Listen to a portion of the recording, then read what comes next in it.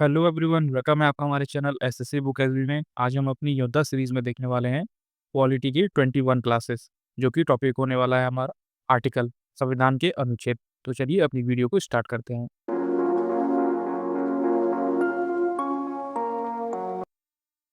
आइए देखते हैं कि संविधान के कुछ इंपॉर्टेंट आर्टिकल्स, जिन्हें हम हिंदी में अनुच्छेद भी कहते हैं। इसमें हम टॉप 100 अनुच्छेद पढ़ने वाले हैं, जो आपके एग्जाम्स के लिए काफ़ी ज़्यादा इंपॉर्टेंट है और हर बार एग्जाम्स में यहीं से अनुच्छेद आपसे पूछे जाते हैं। ये मोस्ट इंपॉर्टेंट आर्टिकल्स हैं जो मैंने यहाँ पे लिख रखा है। तो सबसे पहले आर्टिकल से शुरुआत करेंगे। आर्टिकल फर्स्ट, आर्टिकल 1 कहता है हमारा कि भारत जो है वो राज्यों का संघ है। तो आप आर्टिकल 1 याद रखेंगे, भारत क्या है कि ये राज्यों का संघ है। इसी तरह दूसरा आर्टिकल क्या कहता है, आर्टिकल नंबर 2, कि ये नए राज्यों का प्रवेश कर सकते हैं। जैसे भारत में कोई भी नए राज्य हो तो उनका प्रवेश भी किया जा सकता है, मतलब कि अपने भारत में वो राज्य जोड़ा जा सकता है। इसी तरह राज्यों की सीमा का और उनका नाम का परिवर्तन भी हो सकता है। आर्टिकल 3 कहता है कि किसी भी राज्य का सीमा घटाया बढ़ाया जा सकता है, या फिर किसी भी राज्य का जो नाम है वो चेंज कर सकते हैं। तो ये आर्टिकल नंबर 3 में है। आइए अब समझते हैं भाग 2। तो आपने समझा भाग 1 जो है उसमें आर्टिकल 1 से लेके 4 तक आर्टिकल है, जिसमें कि आर्टिकल 1, 2, 3 आप समझ गए होंगे, ये काफ़ी ज़्यादा इंपॉर्टेंट है, आप इसे याद रखेंगे। और फिर इसी तरह है भाग 2। भाग 2 में है ये नागरिकता से संबंधित है। तो आर्टिकल 5 जो है वो नागरिकता से संबंधित है। आप इस चीज़ को याद रखिए कि आर्टिकल 5 जो है भाग 2 में आर्टिकल 5 नागरिकता से संबंधित है। इसी तरह है भाग 3, जो कि है हमारा फंडामेंटल, मतलब कि मौलिक अधिकार से संबंधित है। तो आप इस चीज़ को याद रखेंगे कि 12 से 35 जो है वो मौलिक अधिकार से संबंधित है। तो इसमें हम सबसे पहले देखने वाले हैं समानता का अधिकार। तो आप इस चीज़ को याद रखेंगे कि इसमें हम सबसे पहले देखने वाले हैं मौलिक अधिकार में समानता का अधिकार, जो कि आर्टिकल 14 से 18 के बीच में है। तो आप इस चीज़ को याद रखें कि समानता का अधिकार 14 से 18 के बीच में है। तो आर्टिकल नंबर 14, आर्टिकल नंबर 14 जो है वो क्या कहता है, ये विधि के समक्ष समानता को प्रदान करता है। तो आप इस चीज़ को याद रखेंगे कि आर्टिकल 14 विधि के समक्ष समानता प्रदान करता है। इसी तरह आर्टिकल 15 है, जो कि है धर्म, नस्ल, जाति, लिंग व जन्म स्थान के आदि के आधार से किसी के साथ भेदभाव करना निरोध है। मतलब कि आप किसी के साथ इस तरह से भेदभाव नहीं कर सकते, जो को अलग धर्म का है, जो अलग नस्ल का है, जाति, लिंग, जन्म स्थान के आधार पर आप किसी के साथ भेदभाव नहीं कर सकते। इसी तरह आर्टिकल 16 है, जो कि नौकरी में समान अवसर पाने की बात करता है। मतलब कि नौकरी में सभी को समान अवसर मिलेगा अगर वो उस नौकरी के लिए एलिजिबल है। तो आप इस चीज़ को याद रखेंगे कि नौकरी के लिए जो योग्य है, उनको सभी को समान अवसर मिलेगा। ऐसा नहीं होगा कि तुम छोटी जाति के हो या फिर तुम्हारा रंग काला सफ़ेद है, तो तुम्हें नौकरी दी जाएगी कि नहीं दी जाएगी, तो ये व्यवहार नहीं होगा। इसी तरह आर्टिकल 17 है, जो कि है अस्पृश्यता का अंत। मतलब कि अनटचेबिलिटी जो होती है, छुआ-छूत, वो इस आर्टिकल के तहत खत्म हो जाती है। और आर्टिकल 18 कहता है उपाधियों का अंत जो है वो खत्म होगा। मतलब कि जो टाइटल होते हैं, जैसे आपने टाइटल सुना होगा राजा महाराजा, कि हम यहाँ की किंग हैं, क्वीन है, तो इस तरह के जो टाइटल है वो खत्म हो जाएंगे। सिर्फ शैक्षिक संस्था के द्वारा और जो आर्मी वगैरह होते हैं, आर्मी हो गई, नेवी हो गई, एयरफोर्स में हो गए, तो इनमें जो टाइटल मिलता है, जैसे मेजर हो गया, ब्रिगेडियर हो गया, कर्नल हो गया, तो ये टाइटल वो इंसान रख सकते हैं जिन्होंने अपने जो लाइफ में उस चीज़ पे काम किया हो, जो सैन्य व्यवस्था में हो। जैसे जो मेडिकल फील्ड में कुछ टाइटल मिलते हैं, उनको रख सकता है। और जो हमारे फोर्सेस हैं, आर्मी हो गया, नेवी हो गया, उनमें जो लोगों को टाइटल मिल रहे हैं, वो रखा जा सकता है। बाकी कोई भी साधारण इंसान जो है, वो टाइटल नहीं रख सकता। अब इसी तरह हम देखते हैं, अगला है हमारा स्वतंत्रता का अधिकार। तो आप इस चीज़ को याद रखेंगे, ये 19 से लेके 22 तक आता है। तो आपने ऊपर देखा था समानता का अधिकार, जो कि 14 से 18 तक है। फिर उसके बाद है स्वतंत्रता का अधिकार, जो कि आर्टिकल 19 से लेके 22 तक है। तो इसको समझते हैं। आर्टिकल 19 में है कि सभी को स्वतंत्रता का अधिकार प्राप्त है। जो आर्टिकल 19 है, इसके कुछ सब पार्ट भी हैं, तो ये काफ़ी ज़्यादा एग्ज़ाम्स में पूछे जाते हैं। आपको आर्टिकल 19 अच्छे से याद होना चाहिए। जैसे कि आपने आर्टिकल 19 देखा, तो 19 में क्या है कि सभी को स्वतंत्रता का अधिकार प्रदान है। अब देखते हैं आर्टिकल 19 के ए में क्या है। तो आर्टिकल 19 के ए में कहा गया है कि सभी को बोलने की स्वतंत्रता होनी चाहिए। तो आप इस चीज़ को याद रखेंगे। आर्टिकल 19 के फर्स्ट पार्ट में क्या है, 19 ए में आप इसे याद रख लीजिए कि बोलने की स्वतंत्रता है सभी को। 19 के बी में है कि सभी लोग शांतिपूर्ण बिना हथियार के एकत्रित होने एवं सभा करने की स्वतंत्रता प्राप्त है। तो 19 के बी में बनाया गया है कि आप सभी लोग शांति तरीके से बिना हथियार का यूज़ किए सभा कर सकते हैं और उन्हें सभा करने की स्वतंत्रता है। इसी तरह आप याद रखेंगे 19 सी में, तो 19 के सी में बताया गया है कि संघ बनाने की स्वतंत्रता आपको दी गई है। आप एक जगह मिलकर संघ बना सकते हैं, यूनियन बना सकते हैं। 19 के डी में क्या कहा गया है? तो 19 के डी में है देश में कहीं भी आवागमन करने की स्वतंत्रता, मतलब कि आप देश में कहीं भी आ जा सकते हैं, आपको कोई रोक-टोक नहीं होगा। अगर आप लीगल तरीके से देश में आना-जाना चाहें, तो आप कहीं भी आ जा सकते हैं। फिर है 19 का ई, तो 19 का ई कहीं भी बसने की स्वतंत्रता, तो आप कहीं भी देश में पूरे भारत में कहीं भी बस सकते हैं, तो आप इस चीज़ को याद रखेंगे। 19 ई क्या कहता है?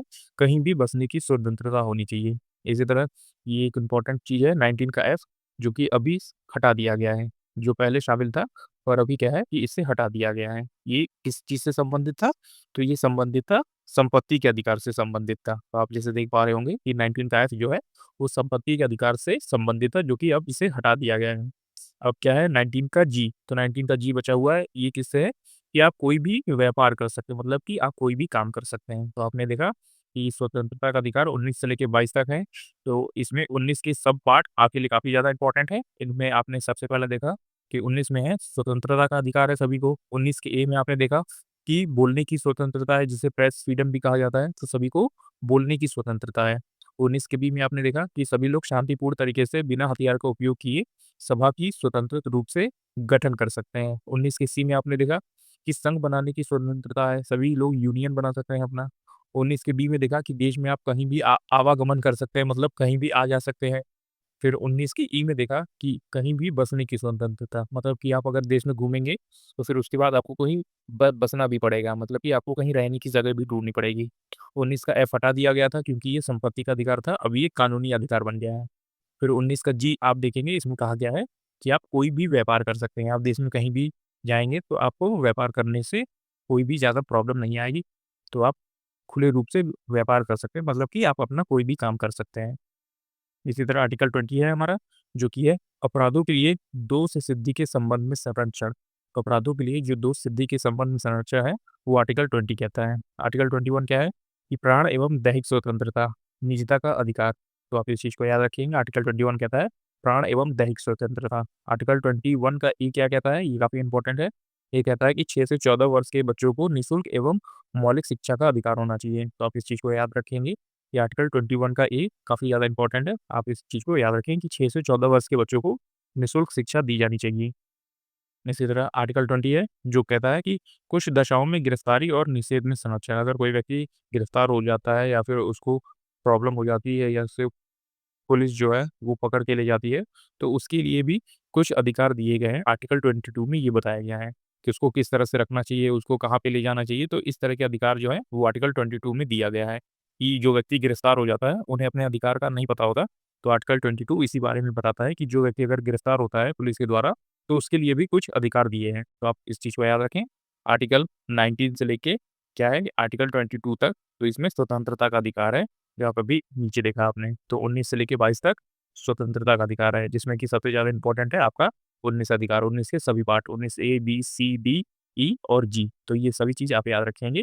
फिर उसके बाद है 20, 21, 21 का ए काफ़ी ज़्यादा इम्पोर्टेंट है, आप इसी को भी याद रखेंगे कि 6 से 14 वर्ष के बच्चों को निःशुल्क शिक्षा दी जानी चाहिए। आइए अब बढ़ते हैं अगले आर्टिकल की तरफ। तो अगला आर्टिकल कहता है हमारा, क्योंकि ये शोषण के विरुद्ध अधिकार। तो आप इस चीज़ को याद रखेंगे। अगला आर्टिकल किस बारे में है? तो शोषण के विरुद्ध अधिकार, जो कि 23 और 24 आर्टिकल में है। तो आर्टिकल 23 और 24 जो है वो किस बारे में है? शोषण के विरुद्ध अधिकार। तो 23 आर्टिकल क्या कहता है? बेगारी और मानव तस्करी का प्रतिरोध, मतलब कि आप मानव तस्करी, ह्यूमन ट्रैफिकिंग जो होता है, बच्चों छोटे बच्चों को यहाँ से दूसरे कंट्री में ले जाके बेच देना, तो यही चीज़ जो है इस पे रोक लगाता है कि आप ऐसी कोई भी चीज़ें नहीं कर सकते हैं। आर्टिकल 24 क्या कहता है? कि 14 वर्ष से कम आयु के बच्चों को फैक्ट्री में कार्य करने नहीं दे सकते, जिसे बाल मज़दूरी भी कहा जाता है, तो बाल मज़दूरी पे रोक लगा दिया गया है। तो आर्टिकल 24 ये कहता है कि 14 वर्ष से अगर कोई भी कम का बच्चा है, तो किसी भी मल्टीनेशनल फैक्ट्री में या फिर कोई भी बड़ी फैक्ट्री में आसानी से काम नहीं कर सकता, जिसे कि बाल मज़दूरी कहते हैं। तो कोई भी व्यक्ति अगर ऐसा किसी बच्चे के साथ कर रहा है, तो उसको काफ़ी लंबी सज़ा हो सकती है और उसे जेल में भी अपना टाइम बिताना पड़ सकता है। तो आप इस चीज़ को याद रखेंगे कि शोषण के विरुद्ध अधिकार क्या है? आर्टिकल 23, 24 क्या है? कि 23 में कहा गया है कि मानव तस्करी पे रोक लगना चाहिए और 24 में कहा गया है कोई भी जो छोटा बच्चा है, 14 साल से कम का बच्चा, वो किसी भी फैक्ट्री में काम नहीं कर सकता। आइए समझते हैं, जो कि अगला आर्टिकल है हमारा स्वतंत्रता, धार्मिक स्वतंत्रता का अधिकार।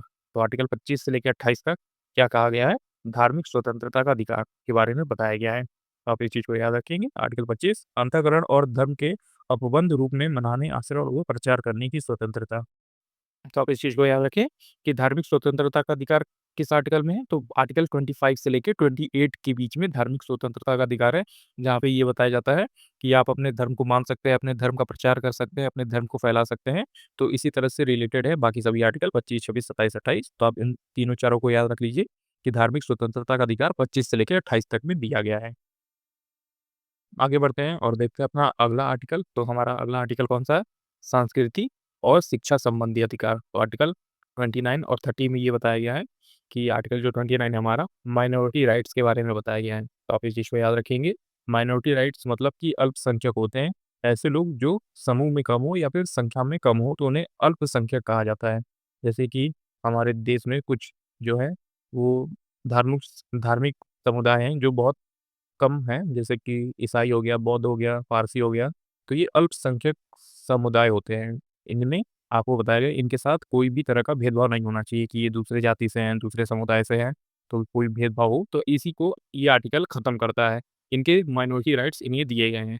तो कोई भी अल्पसंख्यक है, जैसे बौद्ध, पारसी, जैन, तो इनके माइनॉरिटी राइट्स 29 में बताया गया है। तो आप इस चीज़ को याद रखेंगे। इसी तरह आर्टिकल 30 है, आर्टिकल 30 हमारा जो कि है शिक्षा संस्थाओं की स्थापना और प्रशासन करने का अल्पसंख्यकों को अधिकार दिया गया है। तो माइनॉरिटी राइट्स आप समझ गए होंगे जो आर्टिकल 29 में है। तो इसमें क्या कहा गया है जो हमारे देश में अल्पसंख्यक समुदाय है, जैसे कि हो गए मुस्लिम, ईसाई, सिख, बौद्ध धर्म, पारसी, तो ये सभी जो लोग हैं वो अल्पसंख्यक में आते हैं, इनकी संख्या कम है, तो इनके सभी अधिकार इन्हें दिए गए हैं। जैसे कि अपने शिक्षा संस्थाओं की स्थापना कर सकते हैं, अपने धर्म को आगे बढ़ा सकते हैं, फैला सकते हैं। ये सभी अल्पसंख्यकों के अधिकार से संबंधित है, आर्टिकल 29 और 30। अब आर्टिकल 31 देखते हैं। तो आर्टिकल 31 जो दिया गया है, ये संपत्ति के अधिकार को हटा दिया गया था। जो आर्टिकल 31 है, इसमें क्या था संपत्ति का अधिकार था, पर इसे अब हटा दिया है। तो कब हटाया गया था? आप इस चीज़ को याद रखेंगे। 44 संविधान संशोधन हुआ था 1978 में, तब इसके मौलिक अधिकार नहीं रहा। तो आप इस चीज़ को याद रखेंगे, ये हमारा मौलिक अधिकार हुआ करता था संपत्ति का अधिकार, और इसे 44वें संविधान संशोधन में जो कि 1978 में हुआ था, इसे मौलिक अधिकार से हटा दिया गया था। अभी इस समय जो है इसे 300 ए में रखा गया है। तो ये क्या है कानूनी अधिकार के रूप में ये उसमें सम्मिलित हो गया है। तो अब जिसके पास भी बहुत ज़्यादा संपत्ति है तो उसका वो मौलिक अधिकार नहीं होगा, उसका वो कानूनी अधिकार बन जाएगा कि आपको कानून को बताना पड़ेगा कि आपने इतने सारे पैसे कैसे कमाए हैं। तो आप इस चीज़ को याद रखेंगे कि ये कब हुआ था? तो 44वें संविधान संशोधन के अनुसार हुआ था कि अब ज़्यादा संपत्ति का अधिकार जो है, वो आपका मौलिक अधिकार नहीं होगा, वो कानूनी अधिकार बनेगा। आइए बढ़ते हैं अगले आर्टिकल की तरफ। तो हमारा अगला आर्टिकल है संवैधानिक उपचारों का अधिकार, जो कि इम्पोर्टेंट आर्टिकल है। आपको ये याद होना चाहिए जो कि आर्टिकल 32 है। तो आप इस चीज़ को याद रखेंगे कि संवैधानिक उपचारों का अधिकार आर्टिकल 32 में है। तो आप इस चीज़ को याद रखिए 32 क्या है कि संवैधानिक उपचारों का अधिकार, अधिकारों के हनन होने पर सुप्रीम कोर्ट जाने का अधिकार है आपको। उस चीज़ को याद रखेंगे कि जो आर्टिकल 32 है, वो इस बारे में बात करता है कि आपके अधिकारों को अगर हनन हो रहा है, तो आप डायरेक्टली सुप्रीम कोर्ट जा सकते हैं। तो जैसे मैंने ऊपर आपको कई सारे आर्टिकल बताए, मौलिक अधिकार, स्वतंत्रता का अधिकार, तो संपत्ति का अधिकार, तो इसमें से अगर कोई भी आपका अधिकार जो है, वो नहीं माना जा रहा है या फिर कोई आपके अधिकारों का हनन कर रहा है, शोषण कर रहा है, तो आप ये अपनी प्रॉब्लम लेके डायरेक्ट सुप्रीम कोर्ट में जा सकते हैं। ऐसा लीगल होता है कि पहले आपको छोटे कोर्ट में जाना पड़ेगा, अगर छोटे कोर्ट आपकी बात नहीं सुन रहा है, तो आप उससे अपर कोर्ट में जा सकते हैं। तो इसमें क्या दिया गया है कि आर्टिकल 32 के अनुसार आप डायरेक्टली जो है वो सुप्रीम कोर्ट जा सकते हैं कि आप बोल सकते हैं कि हमारे इस अधिकार का हनन हुआ, हमारा ये अधिकार जो है वो सही से फॉलो नहीं हो रहा है। तो आप डायरेक्टली सुप्रीम कोर्ट जा सकते हैं, आर्टिकल 32 में इतना कहा गया है। तो आप इस चीज़ को याद रखेंगे। और आर्टिकल 226 इसी तरह से रिलेटेड है, जो कि हाई कोर्ट जाने की बात करता है। तो आर्टिकल 226 किस बारे में? कि आप डायरेक्टली हाई कोर्ट जाने का अधिकार रखते हैं। आइए अब समझते हैं भाग 4। तो इसमें भाग 4 में क्या है 36 से 51 तक के आर्टिकल दिए गए हैं। तो आप इस चीज़ को याद रखेंगे। भाग 4 को ही क्या कहा जाता है? राजकीय नीति निर्देशक तत्व कहा जाता है। डीपीएसपी जिसे आपने इंग्लिश में सुना होगा, तो यही वही होता है। भाग 4 में 36 से लेके 51 तक आर्टिकल है और इसे राजकीय नीति निर्देशक तत्व के नाम से जाना जाता है, DPSP, directive principle of state policy के नाम से इसे जाना जाता है। आइए समझते हैं इसमें कौन से आर्टिकल जो हैं वो आते हैं। तो सबसे पहला आर्टिकल आता है हमारा आर्टिकल 40 जो कि काफ़ी ज़्यादा इम्पोर्टेंट है, जो कि है ग्राम पंचायतों का गठन। तो आप इस चीज़ को याद रखेंगे। आर्टिकल 14 में है ग्राम पंचायतों का गठन। 41 किस बारे में है? तो ये है कुछ दशाओं में काम, शिक्षा और सार्वजनिक सहायता पाने का अधिकार। तो कुछ दशाओं में आप काम, शिक्षा और सार्वजनिक सहायता पाने का अधिकार रखते हैं। आर्टिकल 44 इम्पोर्टेंट है कि नागरिकों के लिए एक समान सिविल संहिता होनी चाहिए। तो आप आर्टिकल 44 को याद रखेंगे कि आर्टिकल 44 कहता है कि नागरिकों के लिए एक समान सिविल संहिता होनी चाहिए। 45 आर्टिकल क्या कहता है कि 6 से कम वर्ष के आयु के सभी बच्चों के लिए प्रारंभिक बाल्यावस्था में देख-रेख व शिक्षा का उपबंध होना चाहिए। तो 6 वर्ष से कम जो सभी बच्चे हैं, उनके लिए आप बाल व्यवस्था, देख-रेख और शिक्षा का उपबंध रख करके रखेंगे। आर्टिकल 48 कहता है कृषि व पशुपालन का संगठन। तो आप इस चीज़ को याद रखेंगे। आर्टिकल 48 कहता है कृषि व पशुपालन का संगठन होना चाहिए। इसी तरह 48 का क कहता है 48 का पहला पार्ट जो कि है पर्यावरण संरक्षण से संबंधित है, वन्यजीव और वन्यजीवों का संरक्षण। तो आप इस चीज़ को याद रखेंगे। आर्टिकल 48 का क पार्ट कहता है कि पर्यावरण का संरक्षण होना चाहिए और वन और वन्यजीवों का भी संरक्षण होना चाहिए। आइए देखते हैं आर्टिकल 49। तो 49 कहता है कि राष्ट्रीय महत्व के स्मारकों, स्थानों और वस्तुओं का संरक्षण होना चाहिए। जो राष्ट्रीय महत्व के लिए इम्पोर्टेंट स्मारक हो गया, कुछ इमारतें हो गईं, कुछ स्थान हो गए, कुछ वस्तु हो गए, तो उनका संरक्षण करके रखना चाहिए, मतलब उन्हें बचा के रखना चाहिए।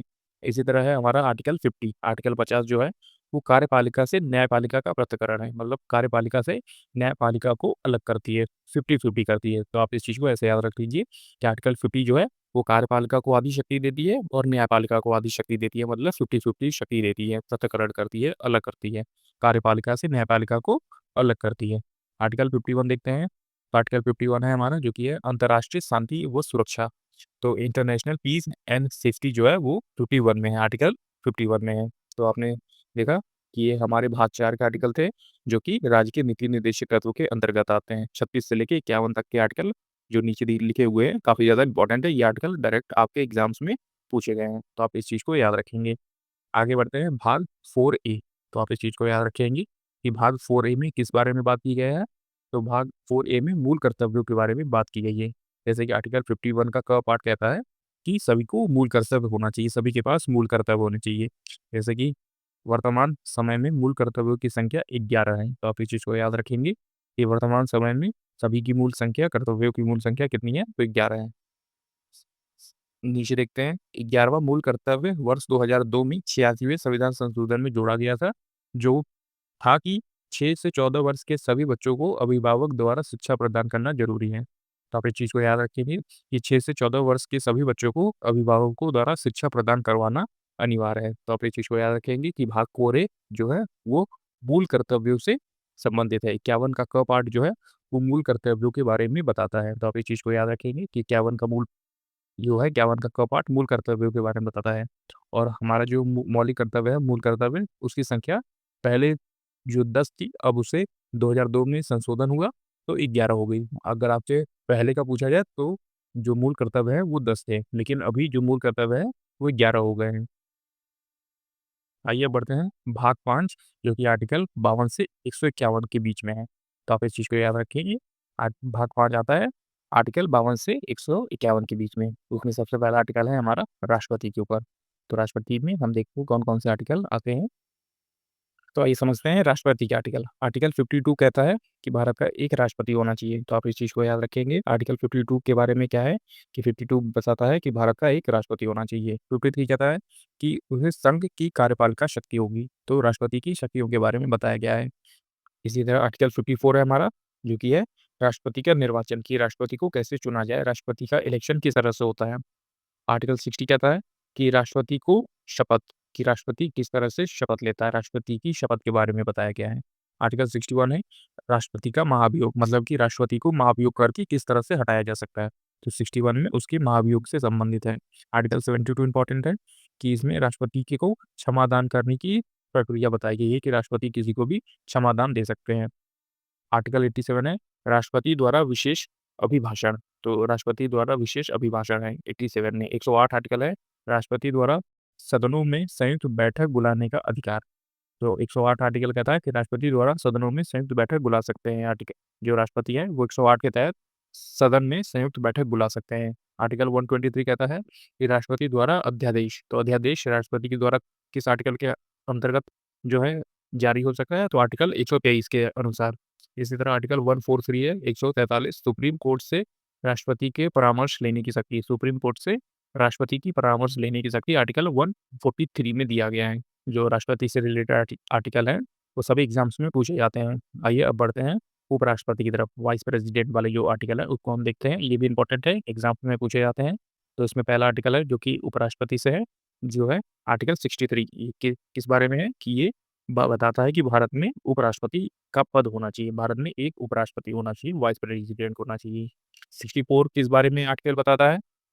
आर्टिकल 64 बताता है कि उपराष्ट्रपति का राज्यसभा का पदेन सभापति होना। जो उपराष्ट्रपति है, वो राज्यसभा का पदेन सभापति भी होता है। तो आप इस चीज़ को याद रखेंगे कि आर्टिकल 64 में बताया गया है, जो वाइस प्रेसिडेंट है, वो राज्यसभा का पदेन सभापति है और उसको अपनी सैलरी भी जो है उपराष्ट्रपति की नहीं, राज्यसभा का पदेन सभापति बनने के लिए दिया जाता है।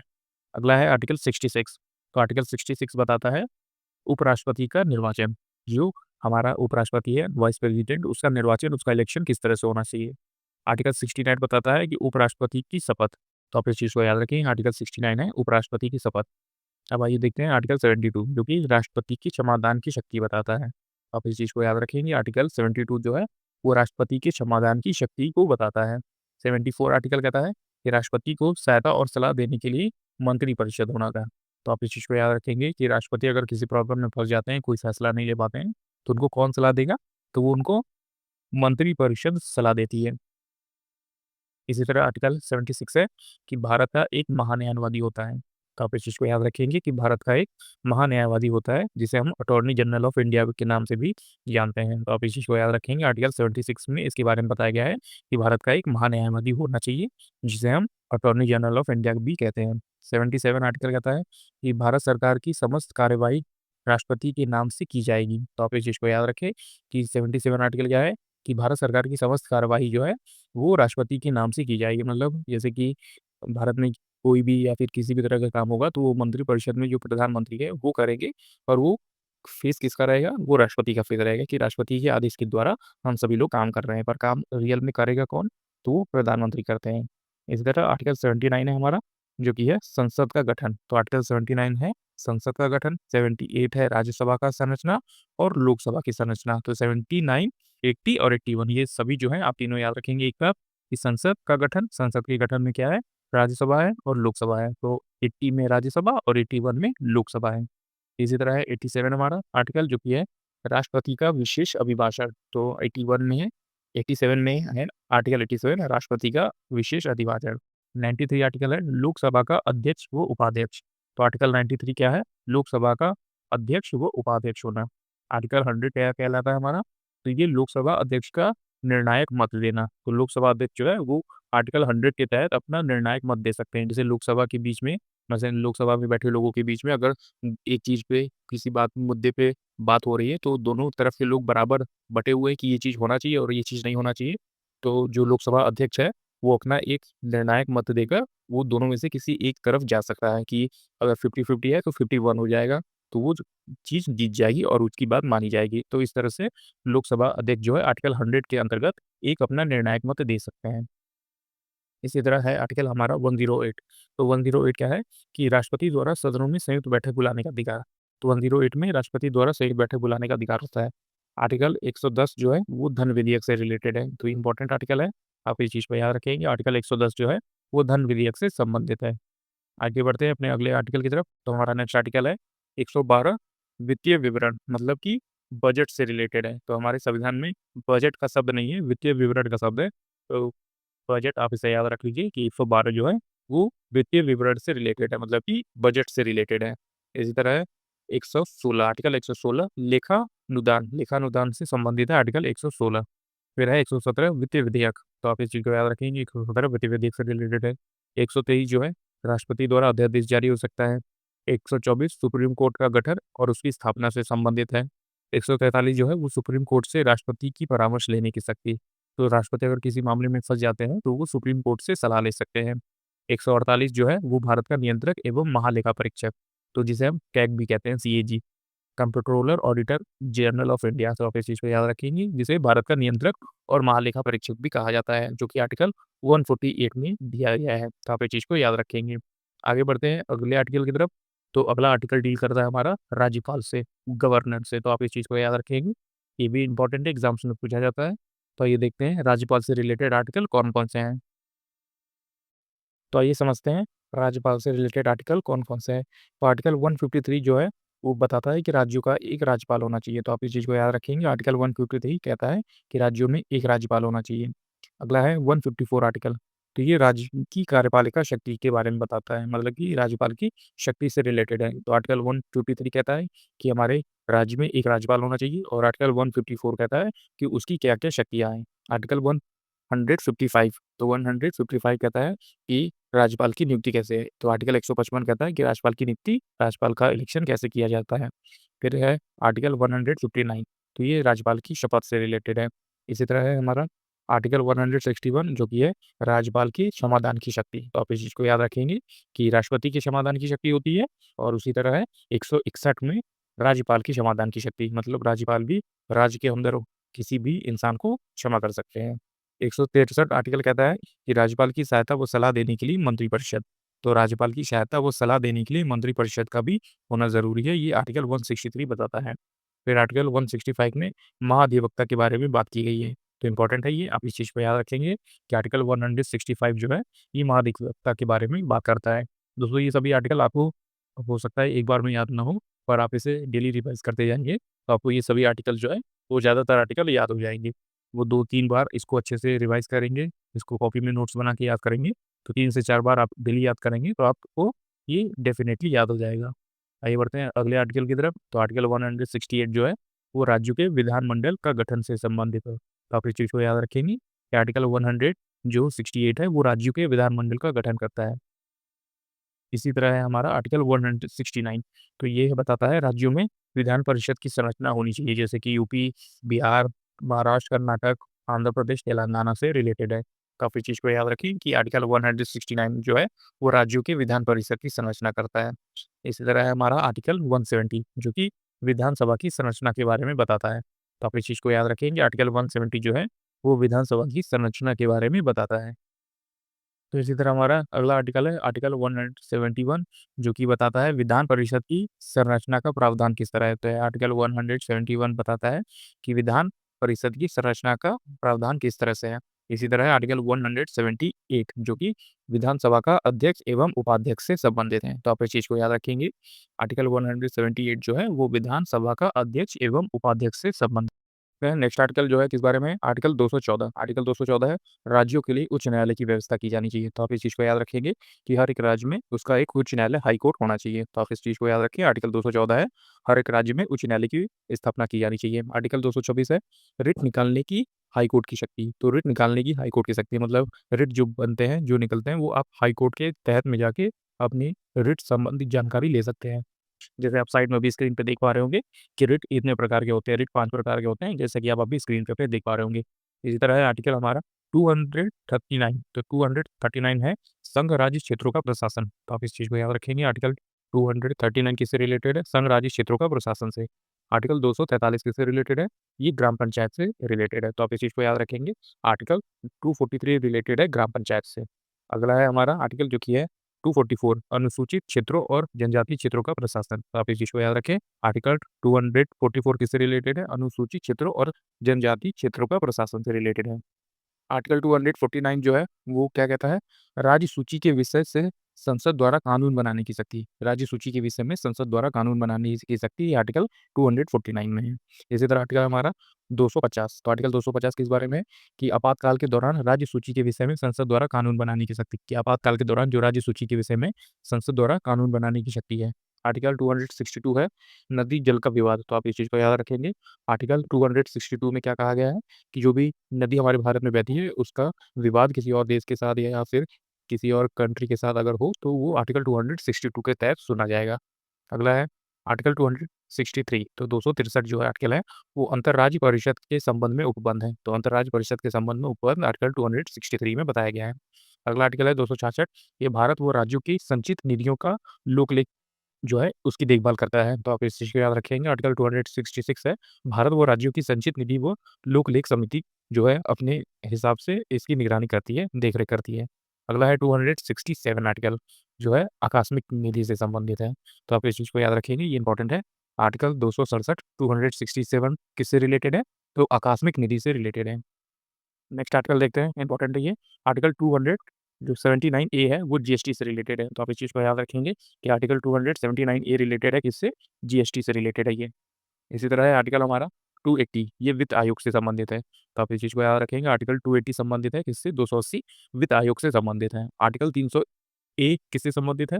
तो 300 ए संबंधित है संपत्ति का विधिक अधिकार, तो आप इस चीज़ को याद रखेंगे। जो हमारा मौलिक अधिकार था संपत्ति का अधिकार, उसे हटाकर वहाँ से इसमें डाल दिया गया है, 300 ए में डाल दिया गया है, तो इसे संपत्ति का विधिक अधिकार माना जाता है, 300 ए में इसे रखा गया है। आइए बढ़ते हैं अपने अगले आर्टिकल की तरफ। तो हमारा नेक्स्ट आर्टिकल जो है वो 312 से रिलेटेड है। ये रिलेटेड है किससे? अखिल भारतीय सेवाएँ, जैसे आईएएस, आईपीएस जो होते हैं वो 312 के अखिल भारतीय सेवाओं से रिलेटेड होते हैं।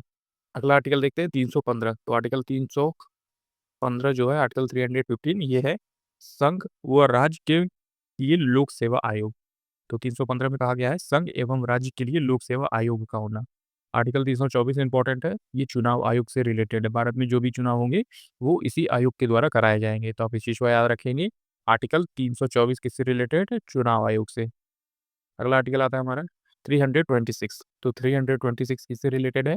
लोकसभा और राज्यों के विधानसभाओं के लिए निर्वाचन वयस्क मताधिकार आधार पर होना, तो आप इस चीज़ को याद रखेंगे कि आर्टिकल 326 जो है वो लोकसभा और राज्यों के विधानसभाओं के लिए निर्वाचन वयस्क मताधिकार आधार पर होना। आर्टिकल 338 किससे रिलेटेड है? ये रिलेटेड है राष्ट्रीय अनुसूचित जाति आयोग से रिलेटेड है ये, तो आप इस चीज़ को याद रखेंगे। आर्टिकल 338 रिलेटेड है राष्ट्रीय अनुसूचित जाति आयोग से। 338 ए किससे रिलेटेड है? ये रिलेटेड है अनुसूचित जनजाति आयोग से, जो कि 89 संशोधन में हुआ था 2003 में। और इसी तरह 338 बी किससे रिलेटेड है? ये जो है पिछड़े वर्गों के लिए राष्ट्रीय आयोग से रिलेटेड है, जो कि 102 संशोधन में हुआ था 2018 में। रखेंगे 338 बी जो है वो पिछड़े वर्गों के लिए राष्ट्रीय आयोग से रिलेटेड है। ये तीनों चीज़ आपके लिए काफ़ी ज़्यादा इंपॉर्टेंट है, आप ये तीनों याद रखेंगे कि 338 जो है वो राष्ट्रीय अनुसूचित जाति आयोग के लिए है, 338 का ए राष्ट्रीय अनुसूचित जनजाति आयोग है और 338 का बी जो है वो पिछड़े वर्गों के लिए राष्ट्रीय आयोग है। और इसी तरह जो है 103वां संशोधन हुआ था वो ईडब्ल्यूएस के लिए हुआ था, तो आप इस चीज़ को भी याद रख लीजिए। ये 103वां जो संशोधन है वो ईडब्ल्यूएस कैटेगरी के लिए हुआ था, तो आप इस चीज़ को याद रखेंगे ईडब्ल्यूएस कैटेगरी के लिए। अगला है हमारा आर्टिकल जो कि है आर्टिकल 343। तो इसमें क्या है कि संघ की राजभाषा बताई गई है, जो कि देवनागरी लिपि में लिखा है। तो 123 जो है, तो आप इस चीज़ को याद रखें कि आर्टिकल 343 जो है वो संघ की राजभाषा है, जो कि देवनागरी लिपि है। ज़्यादातर जो हमारे भारत देश में काम किया जाएगा वो संघ की राजभाषा इस बारे में रिलेटेड है कि देवनागरी लिपि में होनी चाहिए। इसी तरह आर्टिकल 345, तो 345 राज्य की राजभाषा वो राजभाषाएँ से हैं। तो आप इस दोनों आर्टिकल को याद रखेंगे। 343 जो कि है संघ की राजभाषा और 345 जो कि है राज्य की राजभाषाओं से रिलेटेड है। अगला आर्टिकल आता है हमारा 350 का क, मतलब 350 का क वाला पार्ट है। जो आर्टिकल है हमारा वो प्राथमिक स्तर पर मातृभाषा में शिक्षा की सुविधा देना। तो 350 की क में आप ये आर्टिकल देख सकते हैं, याद रखेंगे कि प्राथमिक स्तर पर जो कि फर्स्ट, सेकंड, थर्ड क्लास है, इसमें आपकी मातृभाषा में शिक्षा उपलब्ध कराया जाए, शिक्षा की सुविधा होनी चाहिए। जैसे कि कोई जो कि स्कूल है वो हिंदी अच्छे से पढ़ाता है, तो हिंदी भाषा जो मातृभाषा है वो आप इसे हिंदी स्कूल में जाके पढ़ सकते हैं। कोई तमिल का स्कूल है तो वहाँ पे 1 से 5 तक जो है तमिल भाषा में शिक्षा उपलब्ध कराई जाएगी। तो जो भी स्टेट की अपनी खुद की भाषा है, उसी भाषा में आपको शिक्षा उपलब्ध होनी चाहिए। ये आर्टिकल 350 में कहा जाता है। इसी तरह आर्टिकल है अब आपातकाल से रिलेटेड, तो आप ये चीज़ को याद रखेंगे। अब यहाँ से आर्टिकल आते हैं जो कि आपातकाल से रिलेटेड है। ये भी एग्ज़ाम में पूछे जाते हैं, आप इसे याद रख लीजिए। ये 352 आर्टिकल जो है वो राष्ट्रीय आपातकाल से रिलेटेड है, तो आप इसे याद रखें। आर्टिकल 352 राष्ट्रीय आपातकाल से रिलेटेड है। 356 है जो कि है राज्य का आपातकाल, तो आप इस चीज़ को याद रखें। राज्य का आपातकाल से रिलेटेड है, तो आप इस चीज़ को याद रखें। 356 जो है वो राज्य का आपातकाल से रिलेटेड है। फिर इसी तरह आर्टिकल 360 जो कि है वित्तीय आपातकाल से रिलेटेड, तो आप इस चीज़ को याद रखेंगे।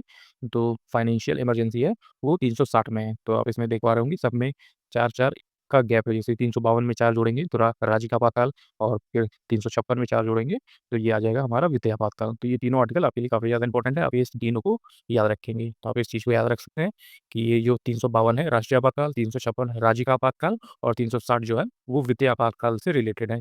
इसी तरह है हमारा नेक्स्ट आर्टिकल जो कि है 368 368 जो कि है संविधान संशोधन से रिलेटेड है, तो आप इस चीज़ को याद रखेंगे। हमारा जो आर्टिकल है 368 वो संबंधित है किससे? संविधान के संशोधन से। जो भी संविधान में संशोधन होंगे वो इसी आर्टिकल के अंतर्गत आएँगे। तो 368 आप याद रखेंगे कि हमारा संविधान संशोधन से रिलेटेड आर्टिकल है। और ये जो लास्ट का आर्टिकल है, जैसा आप सभी जानते हैं, ये आर्टिकल अभी इस समय समाप्त हो गया है, मतलब कि 2019 में इसे समाप्त कर दिया गया था। तो आप इस चीज़ को याद रखेंगे, आर्टिकल 370 अभी हमारे देश में लागू नहीं है। ये 370 आर्टिकल था क्या? तो ये आर्टिकल जम्मू कश्मीर को एक विशेष दर्जा देता था, जिसमें कि राज्य को अपना अलग संविधान, झंडा या कानून बनाने की स्वतंत्रता थी। मतलब कि जम्मू कश्मीर जो है, वो अपना एक अलग झंडा बना सकता था, भारत का झंडा नहीं लगा था। वो अपना खुद का कानून बना सकता था और खुद का संविधान भी बना सकता था कि हमारे जगह पे, हमारे जम्मू कश्मीर में इस तरह की चीज़ें होंगी। इस तरह से ये आर्टिकल 370 जो था पहले आता था, अब ये आर्टिकल 370 समाप्त कर दिया गया है। आइए बढ़ते हैं अपने अगले क्वेश्चन आंसर की तरफ, जो कि एसएससी के डिफरेंट एग्जाम्स में पूछे गए हैं। तो आप इसमें देख पा रहे होंगे, इसमें हमारा सबसे पहला क्वेश्चन स्टार्ट होता है, जो कि आप देख पा रहे हैं, भारतीय संविधान के निम्नलिखित में से कौन से अनुच्छेद नागरिकता से संबंधित है? तो नागरिकता से कौन सा अनुच्छेद संबंधित हो जाएगा? अनुच्छेद 5 से 11 तक। तो आपने याद रखा कि जो हमारा नागरिकता से संबंधित अनुच्छेद है, वो संबंधित है किससे? 5 से 11 तक। तो 5 से 11 तक जो है नागरिकता से संबंधित आर्टिकल है। आगे बढ़ते हैं अपने अगले क्वेश्चन की तरफ। तो हमारा नेक्स्ट क्वेश्चन है, भारतीय संविधान के किस अनुच्छेद में कहा गया है कि कोई भी व्यक्ति भारत का नागरिक नहीं होगा यदि उसने स्वेच्छा से किसी विदेशी राज्य की नागरिकता प्राप्त कर ली हो? तो ये किस आर्टिकल में है? तो आप इस चीज़ को याद रखिएगा, आर्टिकल 9 में इस चीज़ को कहा गया है। तो आपने याद रखा कि आर्टिकल 9 में क्या कहा गया है कि भारत का जो व्यक्ति है, वो तब तक उसे नागरिकता नहीं मिलेगी जब तक उसने स्वेच्छा से विदेशी राज्य की नागरिकता प्राप्त कर ली हो। तो आप इस चीज़ को याद रखेंगे, जैसे कि मेरे पास अगर अमेरिका का नागरिकता है, तो मुझे भारत की नागरिकता नहीं मिल सकती। पहले मुझे क्या करना होगा कि अमेरिका की जो नागरिकता है वो छोड़नी पड़ेगी। तो यही आर्टिकल 9 में दिया गया है। आप जब किसी विदेशी राज्य की नागरिकता लेंगे, तो आपको भारत की नागरिकता नहीं मिलेगी, आपको पहले उस राज्य की नागरिकता छोड़नी पड़ेगी। दोहरी नागरिकता वाली प्रणाली जो है वो हमारे देश में लागू नहीं होती। अगला आर्टिकल है हमारा, जो कि है इसी नागरिकता से रिलेटेड है, कि भारतीय संविधान में जो अनुच्छेद है नागरिकता अधिकारों की निरंतरता का उल्लेख करता है। तो भारतीय संविधान के किस अनुच्छेद में नागरिकता के अधिकारों का उल्लेख किया गया है? तो ऑप्शन नंबर बी, अनुच्छेद 10 में। तो आप इस चीज़ को याद रखेंगे, ऑप्शन नंबर बी आपका राइट आंसर हो जाएगा। अगला आर्टिकल आता है हमारा, अगला क्वेश्चन में पूछा गया है, भारतीय संविधान के अनुच्छेद 32 और 226 के तहत कितने प्रकार की रिट जारी की जा सकती है? तो ये आपसे बताया गया है कि रिट कितने प्रकार की जारी की जा सकती है। तो ये 5 प्रकार की रिट जारी कर सकती है। आर्टिकल 32 और आर्टिकल 226, जो कि हाई कोर्ट से रिलेटेड आर्टिकल है, ये 5 प्रकार की रिट जारी कर सकता है। जैसे कि आप देख सकते हैं 5 प्रकार की रिट जारी कर सकते हैं, तो ये कौन-कौन से रिट हो सकते हैं? बंदी प्रत्यक्षीकरण, प्रतिषेध, उत्प्रेक्षण, अधिकार परीक्षा और परमादेश। तो ये जो है 5 प्रकार के रिट जो है वो जारी होते हैं। जैसे कि बंदी प्रत्यक्षीकरण हो गया, जैसे आप जानते होंगे कि अगर कोई भी व्यक्ति गिरफ्तार होता है, तो उसको फिजिकल रूप में कोर्ट ले जाया जाता है। ये एक लीगल प्रोसेस है। तो बंदी प्रत्यक्षीकरण वही होता है। प्रतिषेध मतलब कि रोक लगाना है, और उत्प्रेक्षण, अधिकार परीक्षा मतलब कि यह रिट जो है वरिष्ठ न्यायालय द्वारा किसी अधीनस्थ न्यायालय तक निकाय को अपनी अधिकारिता को उल्लंघन कर रहा, उसे रोकने के आदेश से जारी होता है। तो इसका मतलब भी रोकना ही होता है। जैसे कि आप सोच रहे होंगे, प्रतिषेध का मतलब भी लगाना होता है, और प्रेक्षण का मतलब भी रोक लगाना होता है, पर इसमें थोड़ा-सा अंतर है। जैसे प्रतिषेध होता है जब कोई कार्यवाही चल रही हो, तो कार्यवाही को बीच में रोकने के लिए जो है हमें प्रतिषेध का रिट जो है वो जारी करना होता है। प्रतिषेध रिट कब जारी हो सकता है? जब कार्यवाही चल रही हो, तब प्रतिषेध रिट जारी हो सकता है। लेकिन उत्प्रेक्षण जो रिट है वो कब होगा? जब कार्यवाही पूरी तरह से समाप्त हो गई हो और इसे हमें हमेशा के लिए खत्म करना है, तो उत्प्रेक्षण रिट का उपयोग कर सकते हैं। और इसी तरह आता है हमारा अगला जो रिट है, अधिकार परीक्षा। तो अधिकार परीक्षा को इंग्लिश में क्यू वारंटो भी कहते हैं। इसमें जो कहा जाता है कि आप किस अधिकार से हमारे ऊपर ये चीज़ें लागू कर रहे हैं, कि मतलब आपका संवैधानिक अधिकार क्या है, कि आप किस पोस्ट पे हैं, किस पद पे हैं, इस संवैधानिक अधिकार से आप हमारे साथ इस तरह का व्यवहार कर रहे हैं, तो आपका क्या अधिकार है? और इसी तरह है हमारा अगला रिट, परमादेश। तो परमादेश किससे रिलेटेड होता है? कि ये जो रिलेटेड है, इसके द्वारा न्यायालय जो है वो किसी भी तरह का आदेश जारी कर सकते हैं, और आपको उसे मानना ही पड़ेगा, क्योंकि परमादेश का मतलब होता है जब न्यायालय अपनी तरफ से कुछ आदेश देती हो। अगले क्वेश्चन की तरफ हमारा नेक्स्ट क्वेश्चन आता है, जो कि हम देखते हैं, भारतीय संविधान का अनुच्छेद 23-24 निम्नलिखित में से किस मौलिक अधिकार से संबंधित है? तो आप इस चीज़ को याद रखेंगे, आर्टिकल 23-24 किससे संबंधित है? तो आप इस चीज़ को याद रख सकते हैं कि ये शोषण के विरुद्ध अधिकार है। तो आप इस चीज़ को याद रखेंगे, और मैंने आपको बताया आर्टिकल 23-24 किससे रिलेटेड है, तो ये दोनों आर्टिकल जो है वो शोषण के विरुद्ध संबंधित हैं। शोषण के विरुद्ध का अधिकार है ये। आगे बढ़ते हैं अपने अगले क्वेश्चन की तरफ। तो हम अपने अगले क्वेश्चन की तरफ देखते हैं, जो कि इसी से रिलेटेड है, कि भारतीय संविधान के किस अनुच्छेद में शोषण के विरुद्ध मौलिक अधिकार का प्रावधान किया गया है? तो ये हो जाएगा आर्टिकल 23-24। ये शोषण के विरुद्ध के अधिकार होते हैं। आइए बढ़ते हैं अगले क्वेश्चन की तरफ। तो हमारा नेक्स्ट क्वेश्चन आता है, निम्नलिखित में से किस अनुच्छेद में मौलिक अधिकारों के साथ असंगत या उनकी वैकल्पिकरण करने वाले कानूनों का उल्लेख किया गया है? तो ये किया गया है ऑप्शन नंबर सी, अनुच्छेद 13 में इसे किया गया है। तो आप ये चीज़ को याद रखिए, ऑप्शन नंबर सी आपका राइट आंसर हो जाएगा। जैसे कि आप नीचे देख पा रहे होंगे कि भारतीय संविधान के अनुच्छेद 13 घोषणा करता है कि मौलिक अधिकारों के साथ असंगत या उनकी अल्पीकरण मतलब कम करने वाले कानून विधियाँ शून्य हो जाएँगी। और आप देख सकते हैं आर्टिकल 14 है विधि के समक्ष समानता और आर्टिकल 15 है धर्म, मूल वंश, जाति, लिंग, जन्मस्थान के आधार पर किसी के साथ भेदभाव नहीं किया जाएगा। आर्टिकल 12 कहता है एक राज्य की राजभाषा होनी चाहिए। आगे बढ़ते हैं, अपने अगले क्वेश्चन को देखते हैं। तो हमारा नेक्स्ट क्वेश्चन आता है, भारतीय संविधान का अनुच्छेद 26 निम्नलिखित में से किससे रिलेटेड है? तो इसी तरह के क्वेश्चन आपसे एग्ज़ाम्स में पूछे जाते हैं। आपको डायरेक्ट सभी आर्टिकल जो है वो आपको याद होने चाहिए क्योंकि आप इसमें देख पा रहे होंगे कि आर्टिकल 26 डायरेक्ट पूछा गया है आपसे कि आर्टिकल 26 किससे रिलेटेड है? तो आप जैसे जानते होंगे कि धार्मिक कार्यों के प्रबंध की स्वतंत्रता देना। तो आप इस चीज़ को याद रखेंगे कि धार्मिक कार्यों की प्रबंध की स्वतंत्रता देना, जो कि मैंने आपको बताया था कि 25 से लेकर 28 तक जो कि है ध धर्म से संबंधित आर्टिकल दिए गए हैं कि आप अपने धर्म को फैला सकते हैं, उसके बारे में काम कर सकते हैं, उसका प्रचार कर सकते हैं। तो आप इस चीज़ को याद रखें, आर्टिकल 26 जो है, वो धार्मिक कार्यों के प्रबंध की स्वतंत्रता देना मतलब कि आप स्वतंत्र रूप से अपने धार्मिक कार्यों को कर सकते हैं, आपको कोई भी रोकेगा-टोकेगा नहीं। अगला आर्टिकल आता है हमारा, जो कि है भारत के संविधान का निम्नलिखित में से कौन-सा अनुच्छेद कहता है कि राज्य निधि से पूर्णतः पोषित किसी शिक्षण संस्थान में कोई भी धार्मिक शिक्षा नहीं दी जाएगी? तो नहीं दी जाएगी, किस आर्टिकल में है? तो आर्टिकल डी में। तो ये अनुच्छेद 28 में कहा गया है। तो आप इस चीज़ को याद रखेंगे, अनुच्छेद 28 आपका राइट आंसर हो जाएगा और अनुच्छेद 28 में क्या कहा गया है कि इसके अंतर्गत भारत का क्षेत्र निधियों से पूर्णतः पोषित किसी भी शैक्षिक संस्थान में कोई भी धार्मिक शिक्षा नहीं दी जाएगी। आगे बढ़ते हैं, अपने अगले क्वेश्चन को देखते हैं। तो हमारा अगला क्वेश्चन आता है जो कि है जनता को राज्य का दमनकारी कार्यों से बचाने के लिए मौलिक अधिकारों की गारंटी दी गई है। न्यायिक निर्णय भारतीय संविधान के डैश द्वारा परिभाषित राज्य शब्द के दायरे का विस्तार करते हैं। तो इसका कौन-सा आर्टिकल है? आर्टिकल 12। तो आर्टिकल 12 जो है इस चीज़ से रिलेटेड है। आप इस चीज़ को याद रखेंगे। अगला है, जो हम क्वेश्चन देखने वाले हैं, वो है हमारा अगला क्वेश्चन, भारतीय संविधान का निम्नलिखित में से कौन-सा अनुच्छेद स्वतंत्रता के अधिकार से संबंधित है? तो स्वतंत्रता के अधिकार से संबंधित है आर्टिकल 19, ऑप्शन नंबर डी आपका राइट आंसर हो जाएगा। आर्टिकल 19 आपसे यही पूछा जाता है कि ये स्वतंत्रता के अधिकार से रिलेटेड है। इसके कुछ सब पार्ट भी हैं, जैसे 19 का ए, बी, सी, तो आपको वो सारी चीज़ें भी याद होनी चाहिए। तो आप इस चीज़ को याद रखेंगे कि अनुच्छेद 19 में वर्णित स्वतंत्रता भारतीय नागरिकों को 6 मौलिक अधिकारों की गारंटी देता है। तो आप इस चीज़ को याद रखेंगे, ये 6 भी इम्पोर्टेंट है, ये 6 जो है वो पूछे जाते हैं मौलिक अधिकार। आगे बढ़ते हैं अपने अगले क्वेश्चन की तरफ, जो कि है भारतीय संविधान के किस अनुच्छेद के तहत भारतीय नागरिकों को 6 मौलिक स्वतंत्रताओं के अधिकार की गारंटी प्रदान की गई है? तो इसमें आर्टिकल 19 के अंतर्गत, आर्टिकल 19 में 6 मौलिक अधिकार, जो 6 मौलिक स्वतंत्रता अधिकार है, उसके बारे में बात की गई है आर्टिकल 19 में। आगे बढ़ते हैं, अगले क्वेश्चन को देखते हैं। हमारा नेक्स्ट क्वेश्चन आता है, संपूर्ण भारत के भूभाग में मुक्त रूप से आवागमन करने के अधिकार भारतीय संविधान के किस अनुच्छेद के अंतर्गत मौलिक अधिकार हैं? तो स्वतंत्र भारत में कहीं भी आप आ जा सकते हैं, ये किस बारे में बताता है? तो आर्टिकल 19 में ये दिया गया है। तो आप इस चीज़ को याद रखेंगे, 19 के सब पार्ट में ये दिया गया है। तो आप इस चीज़ को याद रखिए कि संपूर्ण भारत के भूभाग में कहीं भी आप आ सकते हैं, जा सकते हैं, घूम सकते हैं। तो ये किस मौलिक अधिकार में है? स्वतंत्रता के मौलिक अधिकार में है। तो ये अनुच्छेद 19 में, आर्टिकल 19 में है ये। आइए बढ़ते हैं अपने अगले क्वेश्चन की तरफ। तो हमारा नेक्स्ट क्वेश्चन आता है, भारतीय संविधान में उल्लेखित मौलिक अधिकारों के संबंध में कौन-सा कथन असत्य है? तो इसमें आपसे पूछा गया है कौन-सा कथन असत्य है? तो आप जैसे देख पा रहे होंगे, ये आपातकाल के दौरान केवल अनुच्छेद 20 और 21 को निलंबित किया जा सकता है। तो ये कथन जो है वो पूरी तरह गलत है। यही जो आर्टिकल है, वो कभी भी समाप्त नहीं होते हैं, जो कि आर्टिकल 20 और 21 है। तो ये आर्टिकल कभी भी समाप्त नहीं होते, आपातकाल के दौरान भी ये आर्टिकल वैसे के वैसे ही रहते हैं, इन्हें निलंबित नहीं किया जा सकता। तो यही आर्टिकल, यही वाला क्वेश्चन है आंसर, ये जो कि गलत है।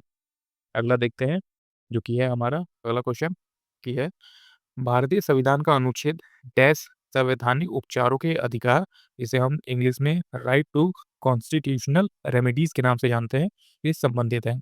तो ये किससे संबंधित है? संवैधानिक उपचारों का अधिकार, तो ये संबंधित है आर्टिकल 32 से 35 तक। तो आप इस चीज़ को याद रखिए कि आर्टिकल 32 से 35 तक ये रिलेटेड है। अगला क्वेश्चन आता है हमारा, जो कि है आर्टिकल 32 को भारतीय संविधान का हृदय और आत्मा कहा गया है। तो अगले क्वेश्चन में पूछा गया कि अनुच्छेद 32 को भारतीय संविधान का हृदय और आत्मा किसने कहा? ये किसने कहा था? तो डॉक्टर बी आर अम्बेडकर साहब ने कहा था। तो आप इस चीज़ को याद रखेंगे। आर्टिकल 32 जो है वो अम्बेडकर साहब ने कहा था कि ये भारतीय संविधान का हृदय और इसकी आत्मा है, क्योंकि ये आर्टिकल 32 क्या कहता है कि आपके साथ कोई भी मौलिक अधिकार या फिर किसी भी मौलिक अधिकार का हनन हो रहा है तो आप डायरेक्टली सुप्रीम कोर्ट जा सकते हैं। तो आप इस चीज़ को याद रखेंगे कि ये आर्टिकल 32 काफ़ी ज़्यादा पावरफुल आर्टिकल है।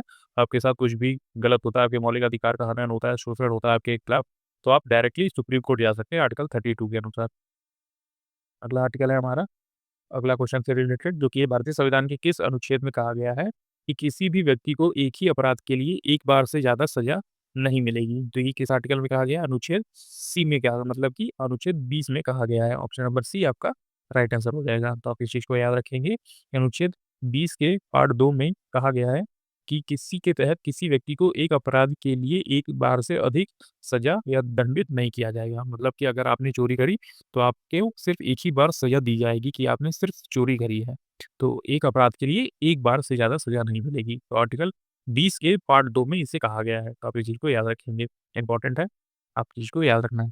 अगला है हमारा आर्टिकल, अगला क्वेश्चन में, भारतीय संविधान में निम्न में से किस अनुच्छेद में अपराधों के दोष सिद्धि के संबंध में सुरक्षा का प्रावधान है? तो अपराधों के दोष सिद्धि के संबंध में सुरक्षा का प्रावधान किया गया है अनुच्छेद 20 में। तो आप इस चीज़ को याद रखेंगे, आर्टिकल 20 आपका राइट आंसर हो जाएगा। जिसमें कि भारतीय संविधान के अनुच्छेद 20 में अपराधों के लिए सज़ा के संबंध में संरक्षण से संबंधित है। अनुच्छेद 20 एक आरोपी व्यक्ति चाहे वो नागरिक हो या विदेशी क्या मनमानी और अत्यधिक सज़ा के खिलाफ सुरक्षा प्रदान करता है। आगे बढ़ते हैं, अपने अगले क्वेश्चन को देखते हैं। तो हमारा नेक्स्ट क्वेश्चन है, भारत के संविधान के निम्नलिखित अनुच्छेदों में से कौन-सा अनुच्छेद धार्मिक स्वतंत्रता के अधिकार की गारंटी देता है? तो धार्मिक स्वतंत्रता का अधिकार किस किस आर्टिकल से रिलेटेड है? तो 25 से 28 तक। ऑप्शन नंबर डी आपका राइट आंसर हो जाएगा कि अनुच्छेद 25 से 28 रिलेटेड है धार्मिक स्वतंत्रता के अधिकार से। अगला क्वेश्चन आता है हमारा, अगला क्वेश्चन देखते हैं जो कि है, किस अनुच्छेद के तहत भारत के प्रत्येक नागरिक को स्वास्थ्य का अधिकार दिया गया है? तो किस प्रत्येक नागरिक को स्वास्थ्य का अधिकार दिया गया है, किस आर्टिकल के अंतर्गत? तो अनुच्छेद 21 के अंतर्गत। तो आप इस चीज़ को याद रखेंगे। आर्टिकल 21 क्या कहता है? जैसा आप नीचे देख पा रहे हैं कि 21 के अनुसार किसी भी व्यक्ति को विधि द्वारा स्थापित प्रक्रिया के अतिरिक्त उसकी जीवन और व्यक्तित्व स्वतंत्रता के अधिकार से वंचित नहीं किया जा सकता। तो आप इस चीज़ को याद रखिए कि किस अनुच्छेद के तहत भारत के प्रत्येक नागरिक को स्वास्थ्य का अधिकार दिया गया है। तो आर्टिकल 21 के अंतर्गत दिया गया है। आगे बढ़ते हैं, अगला क्वेश्चन देखते हैं। हमारा नेक्स्ट क्वेश्चन आता है, भारतीय संविधान का कौन-सा अनुच्छेद विभिन्न आधारों पर किसी भी भारतीय नागरिक के साथ भेदभाव से संबंधित नहीं है? तो भेदभाव से कौन-सा आर्टिकल संबंधित नहीं है? तो आप इस चीज़ को याद रखेंगे, आर्टिकल 15 इसका राइट आंसर हो जाएगा। तो आप इस चीज़ को याद रखिए, ये अनुच्छेद 15 जो है, वो भारतीय संविधान का कौन-सा विभिन्न आधारों पर किसी भी भारतीय नागरिक के साथ भेदभाव नहीं किया जा सकता। तो आर्टिकल 15 के तहत ये भेदभाव नहीं किया जा सकता। आगे बढ़ते हैं, अगले क्वेश्चन को देखते हैं। तो हमारा नेक्स्ट क्वेश्चन है कि भारत के संविधान का अनुच्छेद 17 जो है वो किस चीज़ से रिलेटेड है? तो 17 जो है वो किससे है? अस्पृश्यता से है, मतलब कि अनटचेबिलिटी से है। आर्टिकल 17 इस चीज़ को खत्म करता है पूरी तरह। आगे बढ़ते हैं, अगला क्वेश्चन देखते हैं। तो हमारा नेक्स्ट क्वेश्चन है, भारतीय संविधान का कौन-सा अनुच्छेद अल्पसंख्यकों के शैक्षणिक संस्थाओं की स्थापना और उनके प्रशासन का अधिकार देता है? ये कौन-सा अनुच्छेद देता है? तो अनुच्छेद 30 देता है। ऑप्शन नंबर बी आपका राइट आंसर हो जाएगा। अगला क्वेश्चन देखते हैं, हमारा नेक्स्ट क्वेश्चन आता है, निम्नलिखित में से कौन-सा भारतीय संविधान का प्रावधान उससे संबंधित अनुच्छेदों के साथ सही तरीके से जोड़ा गया है? तो ये है ऑप्शन नंबर डी आपका राइट आंसर हो जाएगा, जीवन की सुरक्षा और व्यक्तिगत स्वतंत्रता अनुच्छेद 21 में। तो ये आर्टिकल एकदम सही है और इसका ऑप्शन भी एकदम राइट है। जैसे आप नीचे देख पा रहे होंगे, ये अनुच्छेद 23 किससे रिलेटेड है? मानव के दुर्व्यवहार का निषेध से। अनुच्छेद 21 किससे रिलेटेड है? जीवन की सुरक्षा और व्यक्तिगत स्वतंत्रता से। 21 का ए रिलेटेड है, शिक्षा का अधिकार होना चाहिए। अनुच्छेद 24 है, किसी भी कारखाने या खान में 14 वर्ष से कम की उम्र का कोई भी बच्चा काम नहीं कर सकता। तो आर्टिकल 24 इस चीज़ को खत्म करता है कि कोई भी 14 वर्ष से कम का बच्चा काम नहीं कर सकता। अगला क्वेश्चन आता है हमारा, नेक्स्ट क्वेश्चन देखते हैं। कौन-सा आर्टिकल किसी व्यक्ति को गिरफ्तारी और हिरासत में सुरक्षा प्रदान करता है? तो ये है ऑप्शन नंबर ए, अनुच्छेद 22। तो ये काफ़ी ज़्यादा इंपॉर्टेंट क्वेश्चन है, आप इस चीज़ को याद रखेंगे। कि ऐसा कौन-सा आर्टिकल है जो कि गिरफ्तारी और हिरासत में रहने वाले व्यक्ति को सुरक्षा देता है, तो वो अनुच्छेद 22 हो जाएगा, आर्टिकल 22 हो जाएगा। अगला क्वेश्चन देखते हैं, तो हमारा नेक्स्ट क्वेश्चन आता है, भारतीय संविधान का कौन-सा अनुच्छेद कुछ मामलों में बंदी प्रत्यक्षीकरण और कैद को संरक्षण प्रदान करता है? तो आप इस चीज़ को याद रखिएगा, ऑप्शन नंबर सी आपका राइट आंसर हो जाएगा, जो कि है अनुच्छेद 22। तो अनुच्छेद 22 जो है, वो कैद में रहने वाले व्यक्ति को सुरक्षा और संरक्षण प्रदान करता है। अगला क्वेश्चन आता है हमारा, नेक्स्ट क्वेश्चन जो ये है, भारतीय संविधान के किस अनुच्छेद में उच्चतम न्यायालय को याचिका जारी करने की शक्ति प्रदान की गई है? तो याचिका जारी करने की शक्ति प्रदान की गई है किस अनुच्छेद के अंतर्गत? तो ऑप्शन नंबर सी जो है 32 हो जाएगा। तो आप इस चीज़ को याद रखेंगे कि भारतीय संविधान में किस अनुच्छेद में उच्चतम न्यायालय में याचिका जो है जारी करने की शक्ति प्रदान है। आर्टिकल 32 ये कहता है कि आपके साथ कुछ भी गलत होता है, मौलिक अधिकारों का हनन होता है, तो आप डायरेक्टली याचिका दायर कर सकते हैं सुप्रीम कोर्ट में आर्टिकल 32 के अनुसार। अगला है हमारा क्वेश्चन जो कि है रिलेटेड कि कौन-सा अनुच्छेद ऐसा है जो राज्य के उपाधियाँ, टाइटल प्रदान करने से रोकता है? तो कौन-सा आर्टिकल ऐसा है जो कि टाइटल को समाप्त करता है? तो अनुच्छेद 18 जो है वो इस आर्टिकल को समाप्त जो इस आर्टिकल है अनुच्छेद 18 वो इस चीज़ को खत्म करता है। कोई भी व्यक्ति जो है वो इस तरह से टाइटल या फिर उपाधि जो है वो नहीं रख सकता। तो आप इस चीज़ को याद रखेंगे। अगला है हमारा क्वेश्चन जो कि रिलेटेड है, भारतीय संविधान का कौन-सा अनुच्छेद कानून के समक्ष समानता को प्रदान करता है? तो ये है आर्टिकल 14। तो आर्टिकल 14 आप याद रखेंगे, ये कानून के समक्ष समानता, विधि के समक्ष समानता इस चीज़ को प्रदान करता है। अगला क्वेश्चन आता है हमारा, नेक्स्ट क्वेश्चन देखते हैं, भारत के संविधान का निम्नलिखित में से कौन-सा अनुच्छेद समानता के अधिकार से संबंधित है? तो समानता का अधिकार किस चीज़ से रिलेटेड है? ये रिलेटेड है 14 से 18 तक। ऑप्शन नंबर सी आपका राइट आंसर हो जाएगा कि समानता के अधिकार से संबंधित कौन-सा आर्टिकल है? तो आर्टिकल 14 से लेके 18 तक हमारा है समानता का अधिकार। आगे बढ़ते हैं, अगले क्वेश्चन को देखते हैं। नेक्स्ट क्वेश्चन है, भारतीय संविधान का निम्नलिखित में से कौन-सा अनुच्छेद मौलिक अधिकारों को लागू करने के लिए सर्वोच्च न्यायालय जाने के अधिकार से संबंधित है? तो सर्वोच्च न्यायालय जाने के अधिकार से संबंधित कौन-सा है? तो ऑप्शन नंबर सी यानी कि आर्टिकल 32। 32 के अनुसार आप डायरेक्टली सुप्रीम कोर्ट जा सकते हैं। अगला आर्टिकल देखते हैं, अगले क्वेश्चन में दिया गया है, भारतीय संविधान के किस अनुच्छेद में मौलिक कर्तव्यों के बारे में उल्लेख किया गया है? तो इसमें पूछा गया मौलिक कर्तव्य किसमें दिए गए हैं, कौन से आर्टिकल में? तो मौलिक कर्तव्य है हमारा जो कि है 51 के ए में। तो आप इस चीज़ को याद रखेंगे। अनुच्छेद 51 ए जो है वो मौलिक कर्तव्यों के बारे में बताता है। जैसे आप नीचे देख सकते हैं, मौलिक कर्तव्यों की सिफारिश करने के लिए वर्ष 1976 में सरदार स्वर्ण सिंह की अध्यक्षता में एक समिति को गठित किया गया था। सरदार स्वर्ण सिंह समिति के अनुसार मौलिक कर्तव्यों को अनुच्छेद में जोड़ा गया है। तो आप इस चीज़ को याद रखेंगे, अनुच्छेद 51 की ए में इसे जोड़ा गया है। अगला क्वेश्चन आता है हमारा, नेक्स्ट क्वेश्चन देखते हैं जो कि रिलेटेड है, निम्नलिखित में से किस अनुच्छेद में पूरे भारत में एक समान सिविल संहिता का उल्लेख है? तो एक समान सिविल संहिता यानी कि 44 अनुच्छेद 44 आप एक चीज़ को याद रखिए जहाँ पे पूरे भारत में एक समान सिविल संहिता का उल्लेख है। 4-4 जैसे दोनों इंग्लिश में दिखाई दे रहे हैं, तो समान सिविल संहिता। तो आप इस चीज़ को याद रखेंगे। जैसे आप नीचे देख पा रहे होंगे, अनुच्छेद 40 कहता है ग्राम पंचायतों का संगठन, अनुच्छेद 50 कहता है कि राज्य की लोक सेवाओं में कार्यपालिका और न्यायपालिका से पृथक्करण हेतु राज्य द्वारा कदम उठाना। मतलब न्यायपालिका कुछ अलग तरीके से अपने फैसले ले सकती है और कार्यपालिका अलग तरीके से अपने फैसले ले सकती है। अगला क्वेश्चन देखते हैं, हमारा नेक्स्ट क्वेश्चन आता है, भारतीय संविधान का कौन-सा अनुच्छेद स्मारकों अथवा कलात्मक या ऐतिहासिक महत्व के स्थान की रक्षा करता है? तो ये किस आर्टिकल में है? आर्टिकल 49 में है। तो आप इस चीज़ को याद रखेंगे। आर्टिकल 49 में क्या है कि भारत में कोई भी स्मारक या अथवा कलात्मक कुछ ऐसी ऐतिहासिक चीज़ें हैं, स्थान हैं, उनकी रक्षा करना। तो ये आर्टिकल 49 में कहा गया है कि हमारे भारत में कुछ ऐसी चीज़ें, स्मारक हैं, बिल्डिंग हैं, कुछ ऐसे ऐतिहासिक महत्व की चीज़ें हैं, जो कि हमें बचा के रखनी चाहिए। तो आर्टिकल 49 में ये कहा गया है।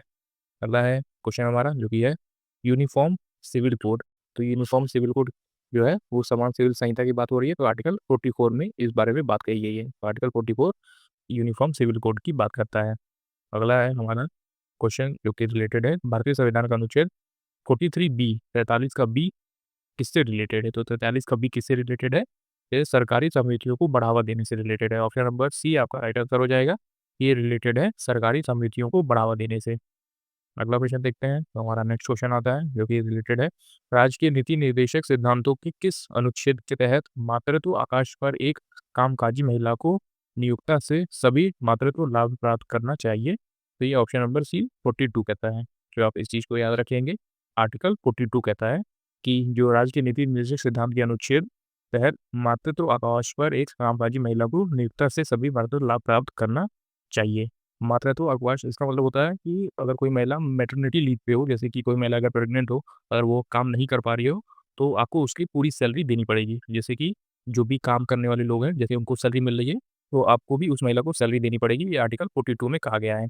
वो महिला क्या क्या है कि ऑफ़िस आने की हालत में अभी नहीं है, तो इस तरह से आपको उसकी पूरी सैलरी उसको देनी पड़ेगी। वो महिला आपके ऑफ़िस नहीं आएगी पर आपको उसकी सैलरी आपको देनी पड़ेगी। ये आर्टिकल 42 में कहा गया है क्योंकि वो मैटरनिटी लीव पर है। आगे बढ़ते हैं, अगले क्वेश्चन को देखते हैं। तो हमारा नेक्स्ट क्वेश्चन है, भारत के संविधान का कौन-सा अनुच्छेद अंतर्राष्ट्रीय शांति और सुरक्षा को बढ़ावा देता है पर राज्य के नीति निर्देशक सिद्धांत का व्यक्तित्व करता है? तो ये किस आर्टिकल में है? आर्टिकल 51 में है। तो आप इस चीज़ को याद रखेंगे, अंतर्राष्ट्रीय सुरक्षा, अंतर्राष्ट्रीय शांति एवं सुरक्षा को बढ़ावा देता है आर्टिकल 51 ने। तो आप इस चीज़ को याद रखें। अगला है हमारा क्वेश्चन, तो हमारा क्वेश्चन देख सकते हैं, आपसे पूछा गया है कि समान नागरिक संहिता, तो ये क्वेश्चन कितनी बार रिपीट हो गया? आप देख सकते हैं, इम्पोर्टेंट क्वेश्चन है, आर्टिकल 44। आप एक चीज़ को याद रखेंगे कि ये समान नागरिक संहिता से रिलेटेड है। आगे बढ़ते हैं, अगले क्वेश्चन को देखते हैं। तो हमारा नेक्स्ट क्वेश्चन आता है, भारत के संविधान का निम्नलिखित में से कौन-सा अनुच्छेद कृषि और पशुपालन के संगठन से संबंधित है? तो कृषि और पशुपालन के संगठन से संबंधित कौन-सा आर्टिकल है? आर्टिकल 48 है। तो आप ये चीज़ को याद रखिएगा, आर्टिकल 48 है, कृषि और पशुपालन के संबंधित। अगला क्वेश्चन आता है हमारा, नेक्स्ट क्वेश्चन देखते हैं। भारतीय संविधान का निम्नलिखित में से किस अनुच्छेद में 6 वर्षों से कम आयु के बच्चों के लिए प्रारंभिक बाल अवस्था, देखरेख और शिक्षा का उपबंध है? तो ये किस आर्टिकल में है? आर्टिकल 45 में इस चीज़ के बारे में कहा गया है। तो आप इसी को याद रखेंगे, आर्टिकल 45 में कहा गया है कि 6 वर्ष से कम आयु वाले बच्चों को प्रारंभिक बाल अवस्था, देखरेख और शिक्षा का उपबंध है। आइए बढ़ते हैं अगले क्वेश्चन की तरफ। नेक्स्ट क्वेश्चन है हमारा कि भारत के राष्ट्रपति को भारत के संविधान में किस अनुच्छेद के तहत क्षमा का अधिकार है? तो ये है आर्टिकल 72 के अंतर्गत। तो राष्ट्रपति किसी को भी क्षमादान दे सकते हैं आर्टिकल 72 के अनुसार। आगे बढ़ते हैं, अगला क्वेश्चन देखते हैं जो कि है, भारतीय संविधान के किस अनुच्छेद के तहत राष्ट्रपति मृत्युदंड को भी क्षमा कर सकते हैं? तो ये भी आर्टिकल 72 के अनुसार है, किसी के मृत्युदंड को भी राष्ट्रपति क्षमा कर सकता है। आगे बढ़ते हैं, आज के हम अपने लास्ट क्वेश्चन को देखते हैं। तो आज का हमारा लास्ट क्वेश्चन है कि भारतीय संविधान के किस अनुच्छेद में ये कहा गया है कि भारत का एक राष्ट्रपति होगा? तो किस अनुच्छेद में कहा गया है? आर्टिकल 52 में कहा गया है। राष्ट्रपति से जितने भी क्वेश्चन पूछे जाते हैं दोस्तों, काफ़ी ज़्यादा इंपॉर्टेंट है, आप इस सभी को याद रखेंगे। ये राष्ट्रपति के जो भी आर्टिकल हैं, वो आप एक तरह से याद रखेंगे। भारतीय संविधान के अनुच्छेद 52 में कहा गया है कि भारत का एक राष्ट्रपति होगा। जैसे कि आप नीचे देख पा रहे होंगे, राष्ट्रपति से रिलेटेड आर्टिकल है। अनुच्छेद 54 कहता है राष्ट्रपति का निर्वाचन मतलब कि इलेक्शन किस तरह से होगा। अनुच्छेद 55 कहता है राष्ट्रपति के निर्वाचन की रीत क्या होगी, किस तरह से किया जाएगा, क्या विधि अपनाई जाएगी। 56 कहता है राष्ट्रपति की पदावधि, तो राष्ट्रपति कितने समय तक भारत का राष्ट्रपति रह सकता है। और अनुच्छेद 58 में है कि राष्ट्रपति निर्वाचन होने के लिए क्या योग्यता होनी चाहिए, कि राष्ट्रपति के निर्वाचन के लिए अगर कोई राष्ट्रपति बनना चाहता है तो उसके पास क्या-क्या योग्यता होनी चाहिए। अनुच्छेद 59 कहता है कि राष्ट्रपति पद के लिए शर्तें, तो राष्ट्रपति पद के लिए क्या शर्तें रखी गई हैं। तो ये सभी आर्टिकल जो है वो राष्ट्रपति से इम्पोर्टेंट है और एग्ज़ाम्स में पूछे जाते हैं। तो ये था दोस्तों आज का हमारा कंप्लीट वीडियो। इसमें मैंने आपको बताया कि कौन-कौन से आर्टिकल जो है वो एग्ज़ाम्स में पूछे जाते हैं और मैंने मोस्ट इम्पोर्टेंट आर्टिकल को आपको करा दिया है। इसी से रिलेटेड क्वेश्चन आपके एग्ज़ाम्स में देखने को मिलेंगे। अगर दोस्तों आपको हमारी वीडियो पसंद आई तो हमारी इस वीडियो को एक लाइक ज़रूर कर दीजिएगा। हम ऐसी यूज़फुल वीडियो लेके आते रहते हैं जो कि आपके एग्ज़ाम टाइम में काफ़ी हेल्प करेगी। तब तक पढ़ते रहिए और हमेशा अपने लक्ष्य की तरफ आगे